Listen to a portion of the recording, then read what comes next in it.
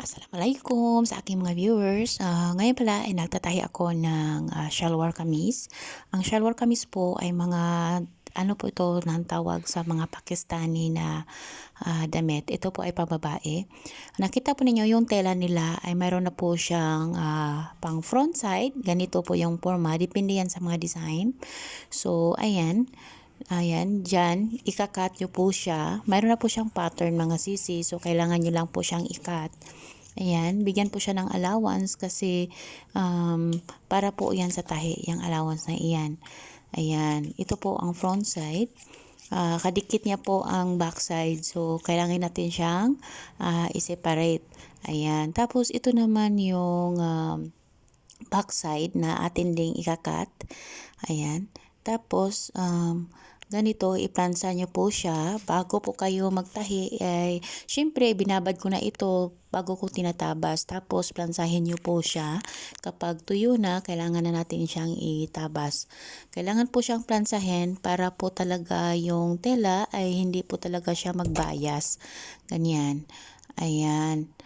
Ayan, ang dalawa is ready na. Ang front ng ating back. Ayan.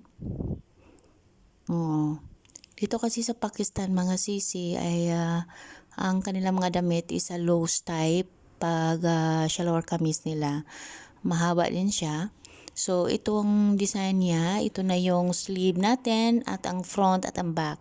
So ngayon magtatabas ako ng front side at back ay same lang po ang pattern mga sisi. Kapag low type ay ganyan lang po talaga ang style pag mga loose. Hindi na kailangan ng mga ano-ano pang mga darts.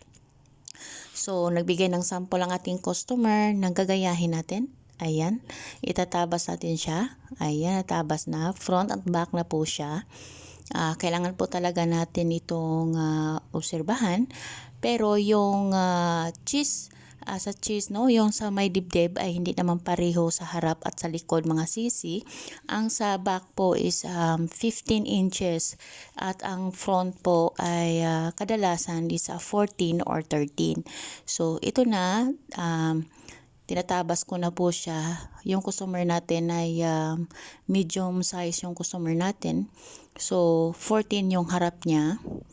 14 total is 14 right, tapos 7 lang. Ayan.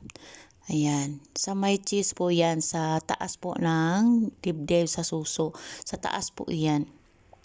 Yan po ang tinatawag na chest, front chest. So, ayan, tinatabas ko siya sa banda dyan. Ayan, may half inches lang siya na para sa tahi.